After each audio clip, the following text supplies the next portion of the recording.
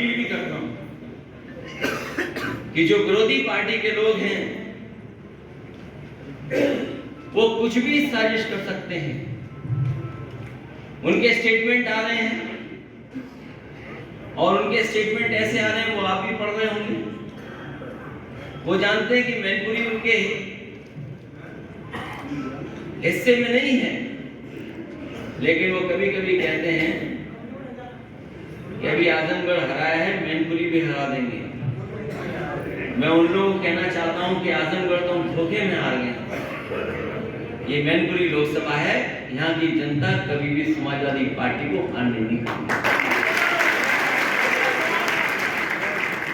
और इसलिए भी कि यहाँ पर नेताजी का सीधा सीधा संबंध रहा है, सीधा सीधा संपर्क रहा, लोगों से जुड़े रहे हैं और कोई 1-2 साल का रिश्ता नहीं है, कई दशकों का रिश्ता है। यहाँ से यहाँ के लोगों ने नेताजी को नेताजी बनाने का काम किया है, इसलिए यहाँ के लोग कभी वोट के इसलिए मैं आप सबसे अपील करना चाहता हूं कि ये चुनाव अपना चुनाव समझना। कार्यकर्ताओं से कहूंगा कि पिछली बार जो मतदान हुआ था, और अगर उत्तर प्रदेश का देखें मतदान, तो जनता ने तो मन बना लिया था कि समाजवादी सरकार बनेगी, लेकिन भारतीय जनता पार्टी ने बेईमानी की और ये सब जानते हैं। उस दिन भी लोग कह रहे थे बेईमानी की, और आज भी लोग मानते हैं कि बेईमानी हुई। अभी कुछ दिन पहले मैं आ रहा था, तो बस में जब मैं बैठा, हवाई जहाज से उतरने के बाद पूरी बस में सब लोग बैठे थे। एक व्यक्ति खड़ा हुआ, उसने कहा कि सरकार तो आपकी बन गई थी, लेकिन भारतीय जनता पार्टी ने बेईमानी कर दी। और अगर आप रिजल्ट उठा करके देखेंगे तो आप देखेंगे किस तरीके से प्रशासन ने आपकी सीटों को हराया है। एक ही जिले में जहां हम लोग 20,000 वोट से जीत रहे हो, 24,000 वोट से जीत रहे हो, उसी जिले में हम 300 से हार रहे हैं, 1200 से हार रहे हैं। ये राजनीति में गणित समझ में नहीं आता। एक जगह तो 24,000 और दूसरी जगह 100 से या 1200 वोट से हार रहे। और पिछली बार मैंने चुनाव के बाद सभी हारे हुए प्रत्याशियों को बुलाया और हारे सबसे पहले आकर के चाचा उनसे भी मैं मिल लिया। तो असली बात यही है कि अब मुकाबला होना है करहैल और जसवंत नगर विधानसभा में कौन ज्यादा वोटों से।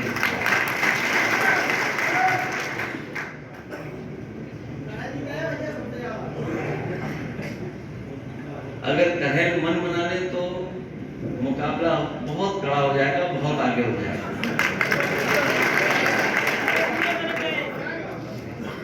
इसलिए ये चुनाव जिन परिस्थितियों में होने जा रहा है वो सबको पता है। एक हमें साथी मिले कुछ दिन पहले, उन्होंने कहा कि जो प्रेस के लोग जिंदगी भर नेताजी को बुरा भला कहते थे, लेकिन जब नेताजी नहीं रहे तो सबसे अच्छा अगर किसी ने लिखा तो अंग्रेजी के प्रेस के लोगों ने लिखा। जब तक वो हमारे बीच में थे इतना अच्छा नहीं लिखा उन्होंने, लेकिन जब हमारे बीच में नहीं रहे तो सबसे अच्छा अगर किसी ने विश्लेषण किया तो वो अंग्रेजी प्रेस से लेकर के हिंदी के अखबार और हिंदी के बड़े बड़े लोगों ने लिखे। इसलिए जहां नेताजी जो रास्ता दिखा के गए हों, उस रास्ते पे चल करके हम लोग को मिलकर के समाजवादी विचारधारा को और मजबूत बनाना। जहां नेताजी जनता के नेता रहे, जमीन से जुड़े रहे, वहीं हमारी आपकी जिम्मेदारी बनती है कि जो संघर्ष नेताजी ने जनता का और जमीन पर रहकर के किया है, उस संघर्ष को और मजबूत बना करके हमें वोट के माध्यम से ऐतिहासिक जीत मिली। आज जिन परिस्थितियों में हम और आप हैं, आर्थिक, सामाजिक, राजनीतिक लड़ाई अभी अधूरी है। जो संघर्ष हमें करना था तक हम लोगों को नेताजी लेके गए, अब जिम्मेदारी हमारी आपकी बनती है कि उससे आगे भी लेकर के जाएं।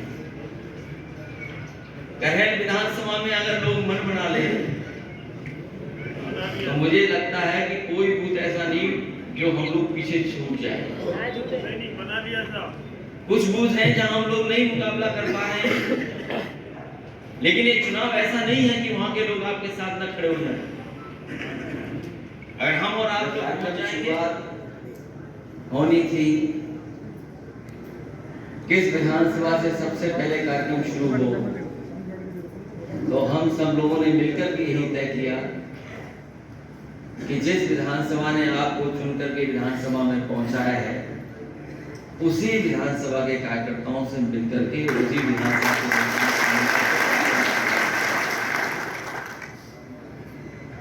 ये वही क्षेत्र है जिसने अभी कुछ दिन पहले मुझे ऐतिहासिक वोटों से जीत दिलाई है। मैं 1 या 2 दिन आया, उसके बावजूद भी यहाँ के लोगों ने परवाह नहीं की।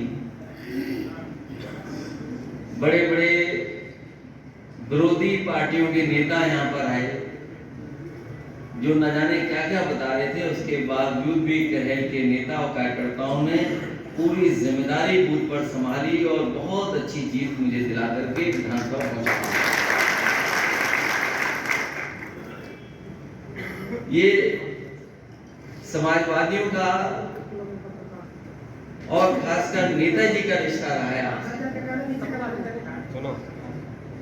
कई बार यहाँ पे कठिन परिस्थितियों में चुनाव हुए होंगे, लेकिन ये पहला ऐसा चुनाव होने जा रहा है